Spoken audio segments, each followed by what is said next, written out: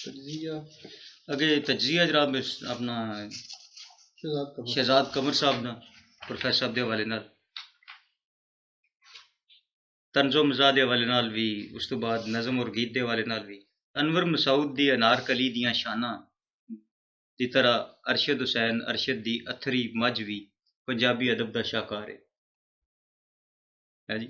क्योंकि अनवर मसूद साहब ने लिखी है ना जी भोली मझ दे हवाले नाल, तू की जाने भोलीए मझे शहर लाहौर दियां शानां, ये अनवर साहब दी लिखी है ना जी।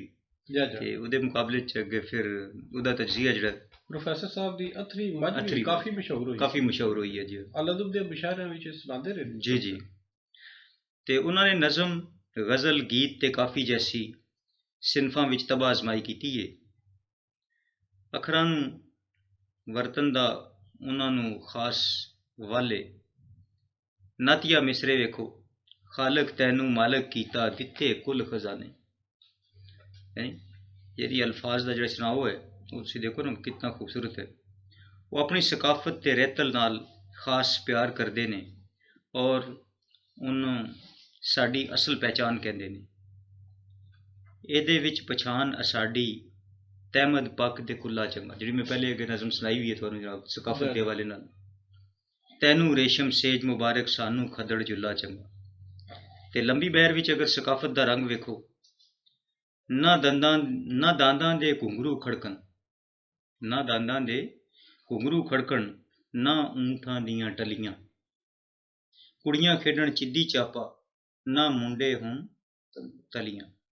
अरशद हुसैन अरशद होरां दुखां विछोड़ियां ते समाजी नामवारियां ते हालात का मर्दानावार मुकाबला किया है।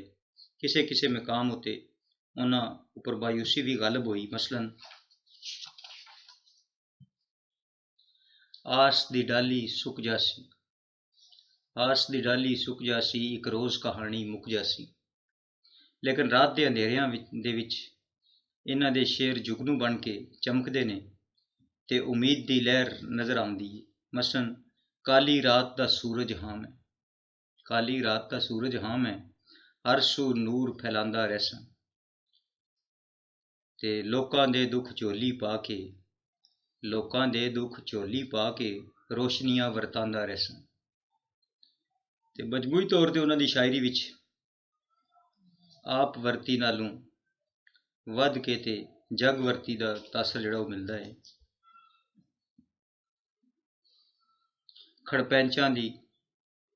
खड़पैंचां खुद फड्डी पाई है नी, खड़पैंचां खुद फड्डी पाई, इत्थे पढ़िया कौन नबेड़े। एक पात्र विच खावण वाले, एक पात्र विच खावण वाले होरे क्यों वंड लैंदे वेड़े। झूठ प्रोफेसर दिखावा ते रियाकारी नाल समझौता नहीं करते। वो सूफी शायरां दी तरह वादतुल वजूद ते बातन दी सफाई दे कायल ने।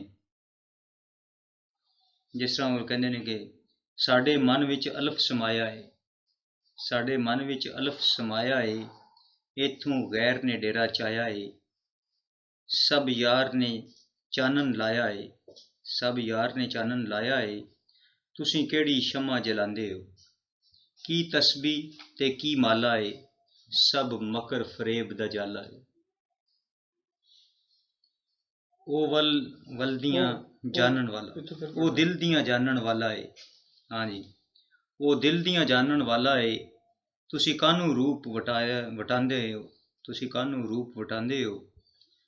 ते मज़ामती अदब विच भी ओ साम्राजी कुवतां नूं ते वडेरियां नूं माफ़ नहीं करदे।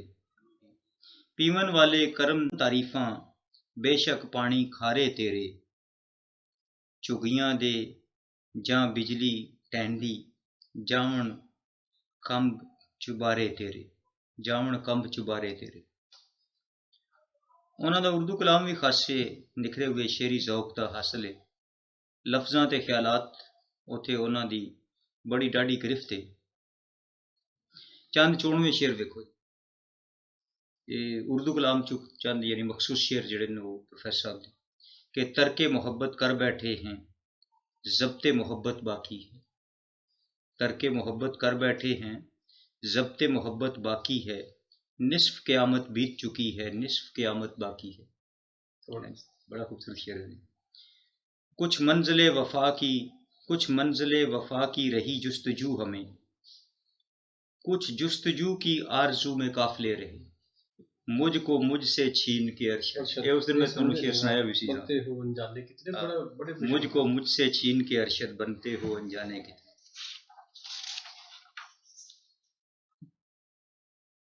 فصل گل کو آ تو لینے دو ذرا ارشد حسین،